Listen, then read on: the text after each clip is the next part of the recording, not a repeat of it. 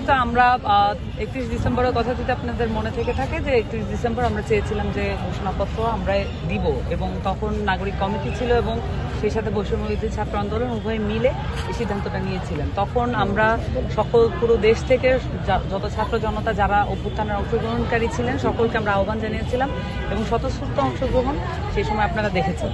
তো তারপর পরিপ্রেক্ষিতে আমরা দেখেছি যে সরকার এটার দায়িত্ব নিয়েছে এবং পরবর্তীতে নানান রকমের সরকারের পক্ষ থেকে তালবাহানা দেখেছে এবং রাজনৈতিক পক্ষগুলোর সাথে তাদের মতের অমিল হয়, এটার এক ধরনের বিলম্ব আমরা দেখেছি। এখন এই পরিস্থিতিতে এসে আমরা একটি রাজনৈতিক দল গঠন করেছি, কিন্তু আমাদের একটা অসমাপ্ত কাজ আছে।